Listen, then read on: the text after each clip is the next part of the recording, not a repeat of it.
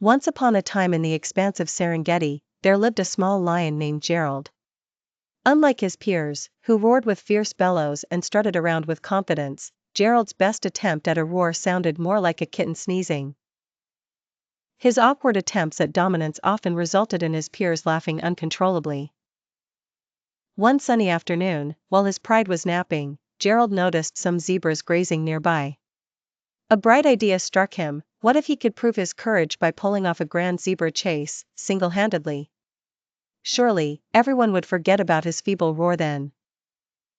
Being more of a strategist than a fighter, Gerald sneaked into the nearby mud pit, thinking a good camouflage might help him in his grand plan. Mud was everywhere, in his mane, his ears, even his tail.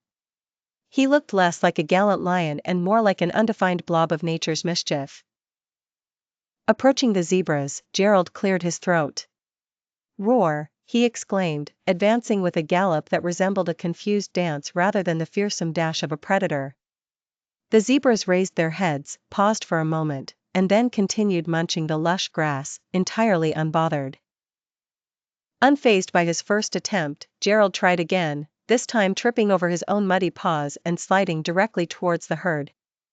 The zebras, finding this sight surprisingly entertaining, decided to partake in this impromptu amusing show and actually ran in circles around Gerald. At this point, Gerald realized the slapstick humor unfolding in the savannah. Instead of feeling embarrassed, he started laughing. His laughter was infectious, as even the zebra herd joined in with what could only be described as rhythmic chortling.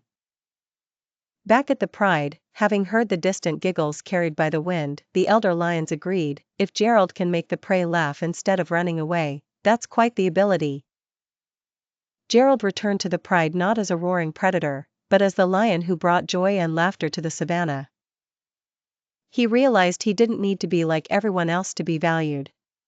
His charm, wit, and ability to transform a chase into a comedy act became legends told and retold, and he was loved all the more for it. He might not have been the fiercest lion, but Gerald the Laughing Lion was indeed the happiest one in the Serengeti.